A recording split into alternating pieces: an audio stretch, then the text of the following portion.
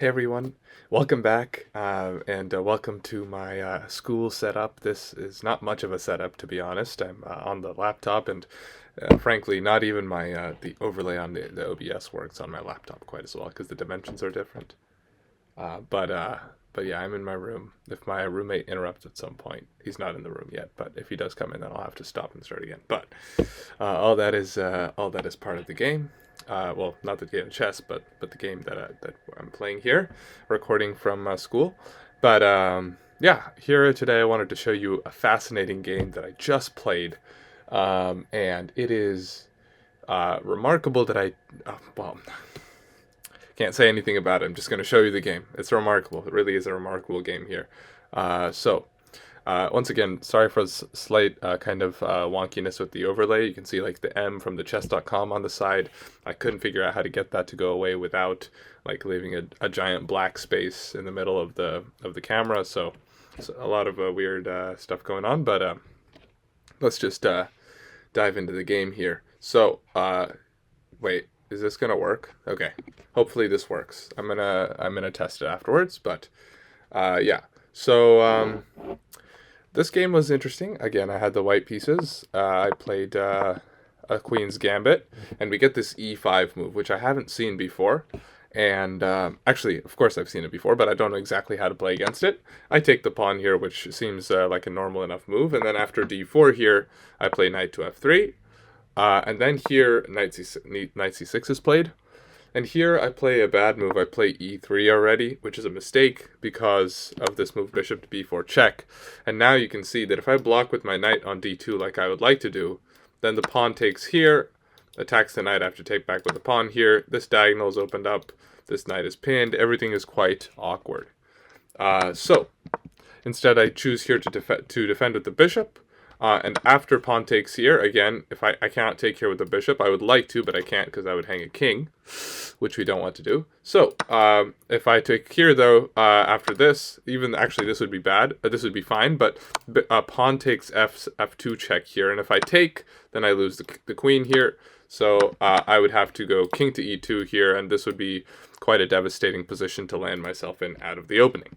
So after pawn takes, I take back with the f-pawn here. Yes, I have relinquished some control over here, and my pawns are a bit scattered, but I am up a pawn technically, and so let's see how this game goes on.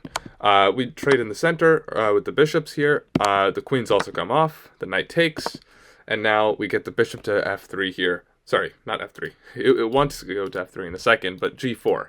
Bishop to g4 to take on f3 and take back on the e5 square. Now, obviously, you can't do this right away. Sorry if I play a random move. You can't do this right away because after this, the knight will take back, redefending the pawn in the center. So I do play this move bishop to e2 here, just to get the bishop out and go here. If I go for bishop d3, then I thought that maybe it was something like long castles, and the rook would attack the bishop again, and then I would be even later to castling. So I castle here, and then the knight comes out to the center here. I thought it was better to go to g6 with the knight over here during the game, because the knight on g6 is just pressuring to win this pawn, and I can't really defend it at all. So, in fact, before castling, I was considering this move c5 here. The idea of c5 being that after knight to g6, I could play the move knight to c4, defending the pawn. But unfortunately, that doesn't work, as remember we explored this idea that after here, takes. I do get back the pawn on b7, but I didn't necessarily see this as a win for me here, though the computer thinks that it's completely fine. So I didn't go for this variation. I castled here, and then after e4 here, kicking the knight, which is apparently not the best move here. The knight jumps into e3, and now we see that I have a couple of problems here. One, my rook is attacked, right? And the knight also guards the d1 square, so my rook can't go to the natural d1 square. In addition, there's actually a very sneaky threat. If I play a calm move like rook to e1 here, the knight jumps to c2, and I get forked again over here, and I'm going to be losing material. So I can't do that. So after the move knight to e3, I blitz out the move rook to c1 here, which is the best move. And so after the castles here, my opponent actually makes a big blunder. And it's actually very funny because it was the entire idea of knight to f5 and knight to e3 wasn't actually a very solid plan at all because of my doubled pawns in the center here actually doing a very good job of preventing the knight from getting out. And so in this position I can play the move h3. And h3, not only does it attack the bishop, it also actually creates it seals the final corner of the mating net for this knight. It's not a mating net, it's just the trapping net for this knight. So once the bishop can take, or excuse me, if the bishop takes, my knight takes back, it's still the same story. This knight can't get anywhere. It's important that I don't take with the bishop here, because then the knight is able to probably jump out this way, and after a move like rook to d8, the knight is attacked, and then the pawn is going to be like the knight goes to e5, and then the knight will go to c4. So for sample line, knight to b3, knight here, rook to c3, and then knight takes c4, and the knight would get out. My opponent would win a couple pawns and probably win the game. So instead of that, I have to, after bishop takes f3, I would just have to play a move like knight to f3, and then this knight still has nowhere to go and no hope of taking on e5 as well. And so that's really the difference between those two lines. So my opponent chooses to slide the bishop back, and now I find the critical move rook to c3.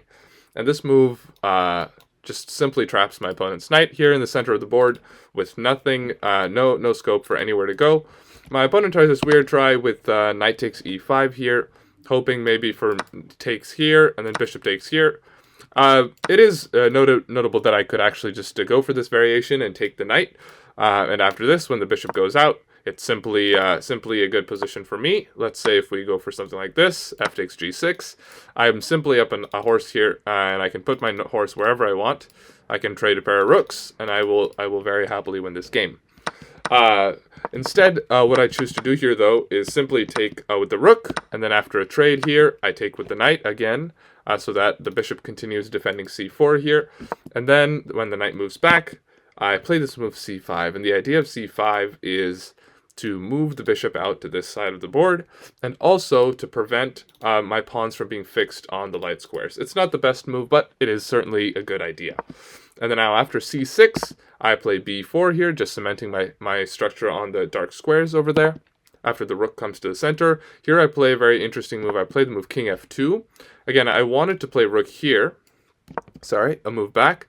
Rook here, but then after trades, I thought maybe there is just, I'm losing the fight for this file here. Even though I do control all of these entry points on my side of the board, my opponent does have control of that file, and I'm going to have to spend an extra move going here. And there are some troubling ideas with knight f4, but they don't really work here anyway. So instead of moving the rook to d1, I go king f2. We get c5. Oh, sorry, f5. Jesus, wrong side of the board. We get f5, and now I would like to take, but it does just open up things towards my king here, and I simply don't want to allow any of these counterplay ideas, so I just play the move e5 here. And you can see that this pawn is actually going to very quickly become a queen if my opponent doesn't do anything about it. So we get f4 here, and now I play this move bishop to z4 check. The king moves, and now I play rook to e2 here, keeping an eye on the pawn and also defending any second rank threats so that I can move my knight in the future. The pawn goes to b5 here, and I spent some time thinking about whether I wanted to go bishop to b3 here or to take en passant. And after a while I realized that after this and a5 I would have to take, because if I don't take, then my bishop actually gets kicked off of the diagonal here. I would have to play some funky chess if I did that. So instead I just decided to en passant. And then now here we get a knight to g5. And now we can see that my bishop is doing an excellent job of patrolling these squares. We have a fork threat, but we also have another fork threat here on f7 to attack the king and the rook. So we get rook to d7, defending against the threats. And now I play the move e6. Now the pawn hits the rook goes in front of it, and now I play the move rook to d1. And the rook is going to slide up to d7 and try to get this pawn to the end of the board. Now, we get h6 here, which is a good move, hitting my knight, and my knight jumps in to give a check, and the king goes up. And now I make a little bit of an error in my calculation. Here, I check one, but I don't check the second line, and I play this move rook to d7, hoping for rook takes and pawn takes, where my knight will still be defended by my bishop, and the pawn will be threatening to become a queen, guarded by this knight on d8. So, I play the move rook to d7, and here my opponent actually has an opportunity to win a piece back here. Remember, they're down a piece. I have a bishop and a knight against a knight, but if Jorge J10 plays rook takes f7 here, it's actually a problem for me because this pawn is overloaded. It was protecting the rook, it was protecting the knight, but now it has to take this way, and I would lose the rook, and then, you know, I would have a bishop for a knight, I'd have the strong pawn on f7, I would be able to play the move rook to d8, and I'd probably win the game anyway, but it's important to note that I did make this blunder here. And just for the sake of it, if after rook takes knight, if I chose to trade the rooks here, it's the same result. I have the bishop for the knight. My pawn is less advanced, so it's probably not as good a position. And indeed, you can see the advantage is only 4.5 as opposed to 5.3. But at the end of the day, it's still a winning position here. I have the ability to create a pass pawn on the flank as well, and I should be able to bring my king, keep the rook, defending the pawn, and win the game. However, after rook to d7 here, my opponent spent a little bit of time and misses the crucial winning move, or the attempt at a draw. It's not a winning move. And instead plays this move b5. And here I again, actually, it was here that I realized I'd made the mistake after I played bishop to b3. Because here I should have just traded rooks, and after the knight takes back, now bishop to b3 is totally fine as it keeps the knight and the pawn defended. However, bishop b3 here, as in the game, still falls for the same trap with rook takes f7, of course, because I can't take here, and I also I still cannot recapture the rook over here. However, well, my opponent misses it 2 times in a row, just like me, and plays this move rook to e8, and now I just trade the rooks, and I put the knight on d6, and I say, all right, let's win this game. Right? Now it's very simple. I have an extra bishop. The pawn is heavily guarded. I'm going to put the knight on f5, kick the rook, play e7, and win the game. So the knight goes back. I play knight to f5 here. This is an interesting desperado kind of move by my opponent. It's really a random move at this point because I'm totally winning. Here I could just take the rook, and then after pawn takes here, I could take here and call this a game because I'm going to be picking up another pawn here and then queening this pawn for sure. But instead, I didn't spend very much time here. After f3, I just took the pawn, and the rook goes back, and here I play e7. The knight jumps out, and I play the move bishop to f7 here, hitting the rook. The rook sacrifices itself, and I play rook takes e7. So, you might be wondering, Chess Shrimp, why are you displaying this game? Because, sorry, I'm just checking to see if my roommate is coming. But why are you showing this game? It looks like you just whitewashed your opponent here. Looks like this is going to be a game that is done and dusted. There is nothing to see here, right? Let's see. So we get knight to f6. The rook goes to c7. I'm trying to weave a mating net here, and here after g6, I play bishop to e6, discover check.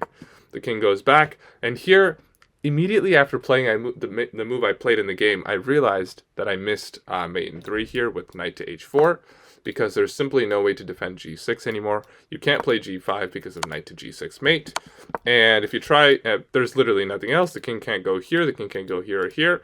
There's no other pawn move that makes any sense. You can't defend the pawn with the knight, so you would have to give up the knight to d7, and then play a random move, and this should be mate. However, I played the move knight takes h6, which is, you know, still good for me. I'm still up several pieces, but it's not forced mate. I mean, it is forced mate, but not as quickly, and I don't think I could see mate in 9 over the board if you gave me 20 hours to find it. So, here we get a knight f7 check, and I fork the pawn, and I just take the stuff, and I play f4. I would say, okay, let's weave a mating net here. Let's put the bishop here, and let's try to checkmate. Okay, the knight goes back, and here I do have the opportunity. I wanted to play the move bishop to f5, but my rook is hanging, so I can't do that yet. So I play the move rook here check. The king goes here, and now I have a mate in 5 with bishop to f7 check, which is played in the game. The king goes to f6, and now bishop takes e8. I win the knight. Finally, I have a rook, a bishop, a knight, and 2 pawns more than my opponent. I should easily be able to win this game. After c5 here, I look at how can I stop the king from escaping here, and apparently the move here is bishop to h5, followed by bishop to g4 here, and then putting the rook on f7. So that's the idea here. But instead of that, I play the move bishop to, after I trade the pawns here, because I didn't want to get a passed pawn from my opponent, b4 is played, and now I play bishop to d7, with the same idea of putting the bishop on g4, and then the checkmate here. Actually, I would have to, in fact, I wouldn't even have to put the bishop here. I would just, so I actually need the bishop on h5, because I don't need to put it on g4, because I need to cover this g6 square. That's the critical square. However, I play bishop d7, and after b3 and takes, the king goes there, and now I play this move h4. The idea of h4 is now this pawn is free to move up and give a check, and I would like to try to checkmate on these two squares.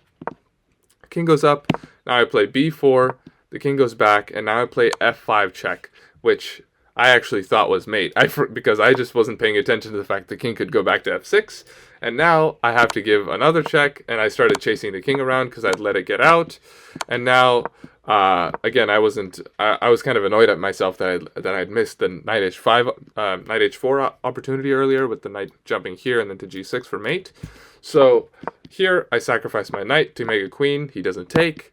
I go back. I give a check. I sacrifice my rook here because he was making it very tricky. If I make a queen, I thought this was stalemate here, and indeed it is, because the king has no squares here. The bishop slices this way, the rook slices this way, the king cuts these squares, the knight covers this, and the queen holds the only square, which is e5. So I can't make the queen right away, so I sacrifice the rook, which is totally unnecessary. I play rook d4, and after king takes, I make a queen here. King that goes back to e4, and now I give a check on g5 here, and the king goes to d5, which is the best move. My opponent has played very well, but I've played better, and I should be able to find mate in 3 with queen to b2 here, and after queen to b2 and king c4, I should be able to mate in 2 with bishop to c6, and after the king goes to d3, I should be able to play the move bishop b5. That's a waiting move there with bishop c6, and then bishop b5 should be mate, with the queen holding all of this and the knight holding this. But instead, I want to be close to the king. I want to create the mate as soon as possible, so I play the move queen to c3 here. And with 40 seconds on the clock, I stalemate my opponent up 17 points of material.